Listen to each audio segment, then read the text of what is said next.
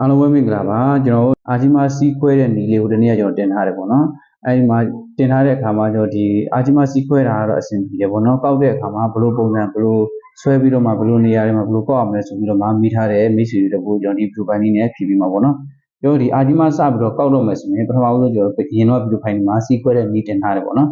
စီးခွဲတဲ့နီပြီးပြီဆိုလို့ရှိရင်ကျွန်တော်လိမ့်မယ်ပေါ့နော်လိမ့်မယ်ဆိုလို့ရှိရင်ကျွန်တော်ဒီအလဲကနေပြီးတော့မှတစ်ချောင်းအောင်အရင်ဆုံးလိမ့်မယ်ပေါ့နော်ဒီအလဲတစ်ချောင်းကိုကျွန်တော်ဒီနှစ်ခုထိပ်ကနေစပြီးတော့မှဒီအောက်ကိုဒီနောက်စိတ်ထိပေါ့နော်ဒီလိပ်ရှင်းစီကိုအတွင်းလိပ်ပုံစံလေးနဲ့ကျွန်တော်ကြစ်ကြစ်လေးလေးလေးလိပ်ပေါ့နော်လိပ်တဲ့အခါမှာဒီဂရီကဘယ်လောက်ဆွဲရမလဲဆိုလို့ရှိရင်ကျွန်တော်ဒီဘက်မှာပေါ့နော်ဒီမှာဆိုလို့ရှိရင်ကျွန်တော်ဘေးကနေပြီးကြည့်လိုက်တဲ့ပုံစံပေါ့နော်ကျွန်တော်အရှိကို135ဆွဲပြီးတော့မှဖြည်းဖြည်းချင်းဒီလိပ်ရှင်းစီဒီလိပ်ရှင်းစီတိုင်းကိုအနောက်ကိုဒီဂရီကဖြည်းဖြည်းချင်းပေါင်ကြောင်းလေးတိုင်းရွေ့လာမှာပေါ့နော်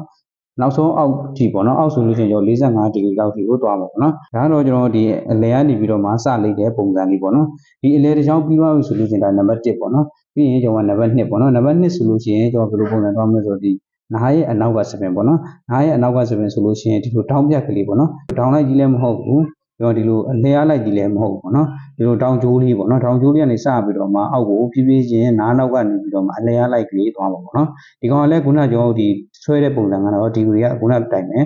စပင်ပေါက်ကြောင်းလေးအတိုင်းကိုဒီဂရီညှင့်ပြီးတော့မှဆွဲပေးရမှာပေါ့နော်အဲ့ဒါမှကျွန်တော်အရင်ဒီရမှာပေါ့နော်ပြီးရင်ဒီဘက်ညာဘက်ပြီးပြီဆိုလို့ရှိရင်ကျွန်တော်ဘယ်ဘက်ပေါ့နော်ဘယ်ဘက်မှာဆိုလို့ရှိရင်လည်းကျွန်တော်ဒီနားရဲ့အနောက်ကိုပဲတောင်ကျိုးလေးကနေပြီးတော့မှအလဲရလိုက်ကြီးတလိပ်ရှင်းစီလိပ်ပါမယ်ပေါ့နော်ဒီလိုပုံစံလေးဒီနားဘေးနားရဲ့အနောက်ကနှစ်ဖက်လုံးပြီးသွားပြီဆိုလို့ရှိရင်မှာကျွန်တော်ဒီနားရဲ့အဘေးကိုသွားမှာပေါ့နော်နားစီချောင်းဆိုတဲ့နေရာကိုသွားမှာပေါ့နော်နားစီချောင်းကျွန်တော်ညာဘက်ကိုပြန်လိမ့်မယ်ညာဘက်ကိုအလဲရလိုက်ပုံစံမျိုးလေးလိမ့်မယ်ဒီဂရီဆွဲချက်ကတော့ကျွန်တော်ပုံမှန်တိုင်းပဲပေါ့နော်135ဒီပေါ့ဖြည်းဖြည်းချင်းအောက်ကိုဆင်းလာလို့ရတယ်နားဘေးပြီးပြီဆိုလို့ရှိရင်ဒီဘက်ပဲနားဘေးပေါ့နော်ဒီမှာဆိုလို့ရှိရင်လည်းအဲ့လိုပဲကျွန်တော်ဒီတလိပ်ရှင်းစီတိုင်းကိုအပေါ်ကနေစပြီးတော့မှဒီဂရီ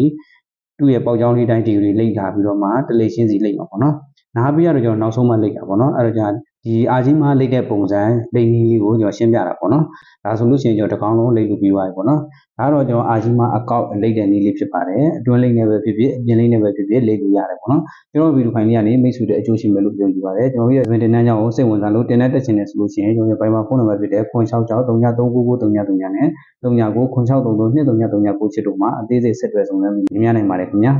တို့ရဲ့စပင်ညာနီးပညာစာအုပ်တွေကိုမှာယူနေဆိုလို့ရှိရင်ဘိုင်မှာဖုန်းနံပါတ်တွေမှာအသေးစိတ်ဆက်သွယ်ဆောင်ရွက်မြင်မှာယူနိုင်ပါတယ်ခင်ဗျာယူရင်းဆိုလို့ရှိရင်တော့ကျွန်တော်အမျိုးမျိုးအနေနဲ့ပို့ပေးတယ်ဒီပါဆိုလို့ရှိရင်တော့ကျွန်တော်နိုင်ငံတကာကိုပို့ပေးတယ်ပေါ့နော်အားလုံးကျေးဇူးတင်ပါတယ်ကျွန်တော်ဗီဒီယိုဖိုင်လေးကနေမိတ်ဆွေတွေအကျိုးရှိမယ်လို့ယုံကြည်ပါတယ်ခင်ဗျာနောက်ဗီဒီယိုဖိုင်တွေမှာပြန်လည်ဆုံတွေ့ကြမယ်နော်